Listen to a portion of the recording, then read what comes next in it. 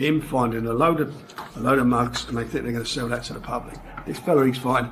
I don't mean disrespectful to he's a mug. I mean, I don't mean that disrespectful, but I just think it's a bit of a bitch move, if I'm honest. Whatever. But to do that, to basically slap him, push him to his face, and that is crossing the line. The slap, the shove, the complete collapse of professional dignity. This wasn't just another defeat in the squared circle, people. This was an absolute mental breakdown that erupted at an airport terminal, leaving the entire boxing community stunned and horrified. Fabio Wardley didn't simply lose his bout against Daniel Dubois that evening. Based on emerging reports, he allegedly suffered a complete psychological meltdown afterward, transforming what should have remained a sporting competition into a dangerous, volatile physical altercation that shocked everyone present. Witnesses described tensions that didn't fade after the final round, but instead exploded beyond the venue, creating an airport scene that boxing veterans claim violated every principle of professional behavior in the sport. This transcends having a rough night at work. This represents a fighter allowing raw emotion to completely override years of disciplined training and professional conduct. It's a collapse so severe that many question how someone at this championship level could unravel so completely and so publicly. How bad it is, I'm not had a chance to speak to anybody. I wasn't there, so... Stories started spreading immediately following the match that frustration from the loss had erupted into this intense airport confrontation, and the word intense doesn't capture the severity of what unfolded. What began as expected post-fight disappointment spiraled into something deeply personal and disturbingly violent beyond anyone's expectations. Multiple witnesses report the situation turned physical, with Wardley allegedly assaulting Dubois in ways that left observers completely shocked. Elite boxing maintains certain respect codes between fighters, even after brutal ring wars. It's an unwritten law that warriors honor, but this incident obliterated those traditions entirely. Industry professionals now wonder how a competitor at this level, someone expected to exemplify professionalism, could decompose so thoroughly in such a public setting when cameras were off and everyone should have been departing peacefully. The airport location makes this even more damaging to his reputation and boxing's public image. The attack on site on a situation, and the game's changed a little bit, really. Do you know what I mean? Because it was pretty bad, but now it's become... Wardley himself failed to calm the controversy or provide reasonable explanations. Instead, he potentially worsened the situation considerably. Later, he acknowledged the confrontation had become intensely personal, which was obvious to every observer. He discussed selling promotional merchandise to fans and claimed his disrespectful behavior was merely strategic marketing to generate fight interest. However, boxing insiders believe this was a desperate, pathetic attempt to disguise what was actually a genuine mental breakdown, moving from professional boxing where disputes belong in the ring to physical violence in public airports has triggered massive criticism from respected figures throughout the sport. You cannot assault someone outside sanctioned competition and expect forgiveness, especially as a professional heavyweight who understands exactly how much harm you can inflict. The consequences from this moment are only beginning to emerge. Major boxing promoters who typically embrace drama are approaching this situation with extreme caution. Eddie Hearn, usually the most vocal personality in the business, seemed unusually careful and restrained when reporters questioned him about the altercation. His demeanor indicated seriousness and worry that extends far beyond typical promotional hype or standard post-fight theater. When a promoter of his experience chooses words with such deliberate precision, you know something went terribly wrong behind the scenes. Hearn's response revealed a situation that was explosive, deeply personal, and potentially destructive to everyone's reputation involved in this disaster. He neglected all of his little bit of boxing skill, what he's learned over the white collar and through the fights that he's been involved in. I mean, he's had a fantastic career, and I don't think this is the end of Fabio Wardley at all, but he showed that he's a bit naive and a bit green. Like I said, his attacks were very crude. I don't know what Ben Davison should have been telling him. Stop throwing that overhand right from out of range. He's looking for the knockout punch. He's not even... Former world champion Carl Froch delivered far more direct and savage criticism of what transpired, holding nothing back whatsoever. Froch identified with surgical accuracy how emotion completely hijacked Wardley's strategic thinking during the actual fight and the mayhem that followed. He observed that Wardley appeared frantic and uncontrolled, charging forward without any tactical awareness, discipline, or mental clarity.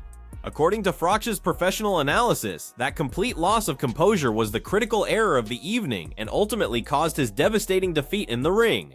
In boxing, where mental strength serves as your primary weapon, arguably more crucial than physical attributes, Wardley entered combat completely defenseless psychologically.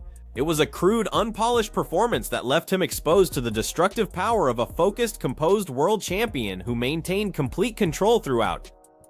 From the opening fight, he may apologise and say, look, I went too far, I shouldn't have said that. But he needed to get a response from Anthony Joshua and get him into a certain... The technical analysis of the actual fight reveals an even more troubling story about what occurred in that ring. Johnny Nelson explained how the personal nature of the promotion, specifically involving family members in the verbal warfare, ignited rage inside Wardley that he couldn't control once competition began. Nelson clarified that while psychological warfare is standard practice in boxing, certain boundaries should never be violated regardless of promotional goals. When those limits get crossed, it stops being professional marketing and becomes personal vendetance where rational thinking disappears entirely. That mental shift caused Wardley to stumble around the ring completely unaware of his positioning, while Dubois remained calm, collected, and completely in command of himself. The psychological battle was lost before opening bell, and once you surrender that advantage, physical victory becomes nearly impossible at elite levels. Dominic Ingle delivered harsh criticism, questioning Wardley's technical future and recovery potential. He noted that while Wardley displayed heart and courage, he possessed absolutely no alternative strategy. Once his initial aggression failed by the 6th round, his conditioning was gone and he was operating on pure survival instinct, which is fatal when facing an elite puncher with Dubois' technical skills. Ingle questioned whether Wardley is simply too inexperienced at this level to rebuild his fundamentals and recover from such comprehensive defeat. For a fighter with fantastic career momentum, this performance revealed naivety and inexperience that experts find genuinely concerning. Toughness and bravery are valuable, but technical foundation and ring intelligence are essential for championship competition. fight business, and it's just made it even bigger, and we wait to see what happens next. And I'm a storyteller, and I love the interest and intrigue in matchups, and I think this is a fight that the casuals will just revel in. Is it controversial? Have we already seen controversy? The physical punishment was so severe that boxing legends are suggesting permanent retirement. Barry McGuigan issued serious warnings, suggesting the damage Wardley endured might justify ending his career entirely, and he's not being dramatic. McGuigan isn't discussing pride or redemption or comeback opportunities. He's addressing long-term health, safety, and post-boxing quality of life. The power shots Wardley absorbed were clean, heavy, and capable of causing permanent brain damage. In McGuigan's experienced opinion, this isn't about proving doubters wrong or returning stronger, it's about walking away before suffering irreversible harm. When a sport legend who has witnessed everything tells you to retire immediately, you know the beating was extraordinary and life-altering, not in positive ways. Point where Fabio is stumbling around, he's not even aware of his surroundings, it doesn't look like. The doctors are checking on him round after round, and you know, I said Daniel had big stones to get off the canvas. Fabio Wardley's got a chin of iron because he ate some absolute nukes. Shots that put Anthony Joshua on the floor from Daniel Dubois and probably would have put a lesser man in the hospital that night. I mean, I'm sure Fabio's in the hospital. Meanwhile, Dubois appeared like a fighter who had discovered his true championship identity. Despite early knockdown and opening nerves, he demonstrated mental toughness to recover and systematically destroy his opponent methodically. He maintained disciplined jabbing, listened to corner advice between rounds, and waited patiently for openings that Wardley's reckless aggression provided continuously. This wasn't just physical victory for Dubois, but a psychological masterclass in maintaining composure under extreme pressure. He handled the chaos, pre-fight verbal warfare, and even post-fight aggression with calm professionalism of a legitimate world champion who has experience in these situations. He proved to everyone that elite boxing requires mental strength equally as much as physical power. New fight difference, fighting a world champion, a legitimate world champion for a title, and beating a world champion who's already a world champion. And Fabio Wardley hasn't beat a current world champion to be the champion, has he? Josie Parker's been the champion. The difference between both fighters was absolutely striking, like witnessing completely different sports entirely. While Wardley threw wild, crude overhand rights from tactically senseless distances, Dubois worked with precision, patience, and clear purpose.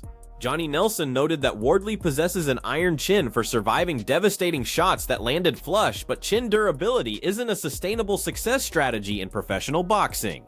Lesser fighters would have been hospitalized much earlier in the evening. Wardley's continued resistance only allowed him to absorb additional punishment and accumulate more damage, creating situations where his corner and ringside physician should have intervened sooner to protect him from himself. It was a brutal display of courage that bordered on dangerous and irresponsible self-harm. I don't think he should fight. I genuinely don't think he should take that rematch. I think that's too dangerous. I genuinely think he took way too much punishment, and that was so severe. If I were him, I'd never fight again. Derek Chisora, never diplomatic in his assessments, absolutely destroyed the preparation and fundamentals in Wardley's approach and strategy. He identified with brutal honesty the complete absence of consistent jabbing and over-reliance on power shots that never connected cleanly. In Chisora's experienced view, Wardley abandoned basic techniques entirely and chose emotional warfare instead of technical boxing. Rather than fighting intelligently and utilizing his skills, he engaged in brawling that he couldn't win against a more composed opponent. It's a consistent theme in professional criticism emerging from experts and former fighters. Wardley fought like an amateur, seeing red in a world-class professional environment where that approach causes serious injury. Championship-level success requires more than heart and toughness. You need mental clarity that functions under extreme pressure and adversity. It's the first time in the fight, he kept his shape. You know, the jabs were working, dominating head to body, kept slinging that big right hand over the top. Now and again, he's whipping up the middle. He had good feet for a big guy, good feet. And I thought, you look the part. But then there was no plan B that he could rely on if that didn't work. And you saw from round 6, he lost his shape. The shape had gone because there was no plan B. You know, when he get hit, he was like, he completely turned. And trust me, this boy's got no coward in him. Starting to add up. The violence and brutality of the encounter was almost unwatchable for anyone who understands boxing deeply. Duke McKenzie acknowledged Wardley's incredible toughness and credited his courage, but balanced praise with grave warnings about consequences. The clean power shots he absorbed were similar to punches that have dropped Anthony Joshua previously, yet Wardley continued walking into them seemingly unfazed. McKenzie admitted the fight was absolutely captivating entertainment for action-loving fans, but terrifying for those who understand physical costs and long-term health consequences. It was a display of warrior spirit that might have cost Wardley more than just a championship belt and record loss. Long-term effects of such sustained punishment often aren't visible or felt until much later in life, which worries experienced veterans most. Nothing, looking for power shots. It's like he didn't train. Yo, dude busy commentating. Little bastard. You're supposed to fucking train in the gym. Dude, how many jabs did Fabio chuck? David Hay, who genuinely appreciated the entertainment value and excitement, noted that Wardley was essentially finished early in the contest. He described the battle as one of the most thrilling heavyweight matchups in recent memory, which it absolutely was from spectator perspective, but couldn't ignore massive technical gaps and defensive problems. For casual fans watching at home, it was an action masterpiece full of drama and momentum shifts. For professionals and trainers analyzing technique, it was a case study demonstrating what happens when fighters lose structure, discipline, and game planning. Hay praised both men's willingness to engage courageously, but emphasized that Wardley's lack of defensive strategy made the eventual knockout almost inevitable. The excitement that thrilled audiences was an absolute nightmare for trainers watching their fighter absorb unnecessary punishment. I've never seen a heavyweight fight that captivating, that entertaining, round after round, backwards and forwards. The heart on these guys, the balls, the bravery. That's what you want to pay. That's what you want to. We hope every time we tune in for a heavyweight championship, you're getting that type of energy. They both gave everything they had. I could watch that. The business aspect is already moving toward potential rematch opportunities, which represents serious money, but everyone questions whether it should happen at all. Frank Warren reminded everyone that contractual rematch clauses exist, meaning this story continues legally on paper. However, he noted that decisions should be strategic and carefully considered rather than purely emotional or financial. Obviously, significant money could be generated from a second fight, but at what cost to fighter health and future well-being? Wardley now faces crossroads where he must decide whether he can address the deep-seated technical and mental issues exposed publicly to the world. A rematch could provide redemption and prove he learned from mistakes, or it could be the final destruction of his boxing career if identical mistakes repeat and he absorbs another similar beating. 4 years and came through that test, you know, coming off the back of a loss. I was a bit nervy to start off with and a bit all over the place, but I pulled it together and got. Don Charles, the experienced trainer who guided Dubois to this impressive victory, urged patience, recovery time, and careful planning moving forward. He believes both fighters need significant time to reset mentally and physically after such emotionally and physically draining experiences. Charles was genuinely proud of how Dubois regrouped after shaky opening and demonstrated championship mentality, proving his fighter has matured into a legitimate divisional force. But for Wardley, the path back to elite level appears much steeper and more challenging. He must return to fundamental basics and understand why he abandoned his skills the moment things became tough and personal. The warrior heart is undeniable and nobody questions his courage, but his boxing intelligence needs complete reconstruction if he ever wants to reach heavyweight division pinnacle again. This fight was very hard for two guys, you know, but I think for the crowd, but also a nice fight. Unbelievable. I like it. Was you surprised about the heart that Daniel showed down? Yes, 100% I was surprised. But, you know, Daniel gave a good performance. You know, he was in the first and then the fourth. The airport incident remains the most damaging and concerning element of this entire narrative surrounding the fight. To completely lose control in a public space away from ring heat and adrenaline suggests instability and lack of self-control that genuinely concerns the boxing community. This wasn't heat-of-the-moment reaction during active competition when emotions run high naturally. This was calculated or possibly uncontrolled outbursts that occurred hours later when everyone should have cooled down completely. This behavior has shifted conversation away from Wardley's toughness and warrior spirit towards serious questions about his professionalism and mental stability. In a sport actively trying to distance itself from thuggish roots and present legitimate professional image, this behavior represents massive regression.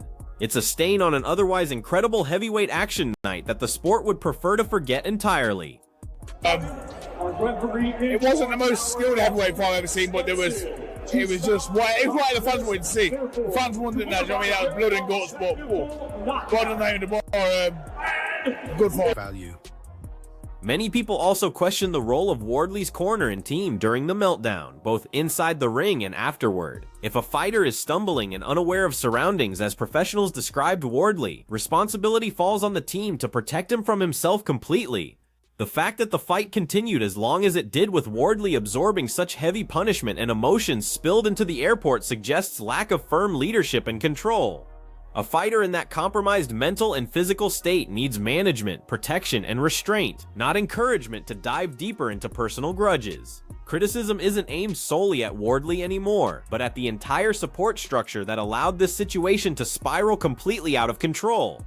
It was just incredible. I couldn't believe what I was watching at times there. I mean, listen, it was all going wrong at the start, wasn't it? When Fabio put him down a couple of times, but Daniel showed the heart of a lion in there, got it together, got behind his jab, and really started busting Fabio up. And by the way, Fabio Wardley is one hard bastard. My God, what a hard man. So is Daniel Dubois.